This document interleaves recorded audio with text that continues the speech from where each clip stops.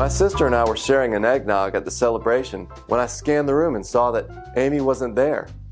When I learned about the misunderstanding, I took off running after her. Straight down Candy Cane Lane, left on Gingerbread Boulevard, right on Cocoa Road. And I found her sitting on the front porch of her 6,000 square foot plantation house on the Christmas tree farm. We were able to clear everything up.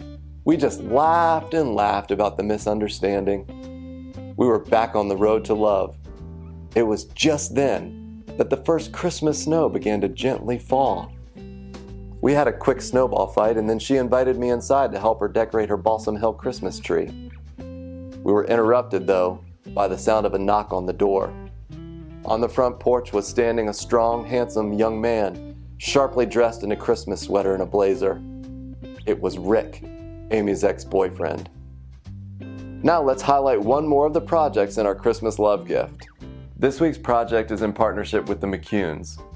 We were doing a workshop at one point with a couple of local translators, and after a couple weeks they said to us, why is it that we're making these minority language translations really excellent with your help? And thank you for doing that.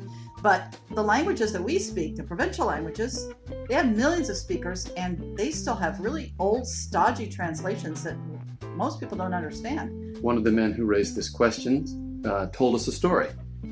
He said, I have a teenage daughter who has grown up with Bible translation parents, missionary parents, in the evangelical church, functioning in school, church, and home in this particular large language, we'll call it T. And when she reads the traditional translation, she gets about 25%.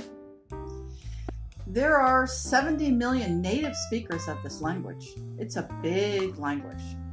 And because of the area of the world in which this language is spoken, it could be a gateway translation for three other languages that are closely related that also have millions of speakers. It could be a base translation that helping them make a faster and better translation in those three other languages. Which would reach 250 million people, perhaps. The goal of the translation as originally conceived, and we're hanging on to the vision, is to reach the have-nots, meaning the unreached and unchurched and unschooled, a new translation. We have teams formed of native speakers with experience in translation and church planting. They're doing the drafting and team checking, and then they show it to us. Part of the challenge when we want to share stories of the fruits of the translation is that unlike the years that we spent in Bible translation where we were drafting, and unlike the many years that we spent training leaders and church planting, you might say that when the really cool stuff happens, the impact of our work as consultants, we're not there.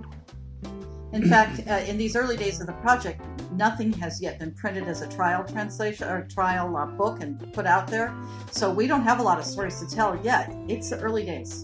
We're hanging on to the Lord's promise that His word will not return to Him empty. We would like you to join with us in praying that the Lord will bless Project T and provide everything that is needed to make it a means of His victory and the expansion of His kingdom. Amen. Amen. If you'd like to contribute, just designate your check for the Christmas love gift.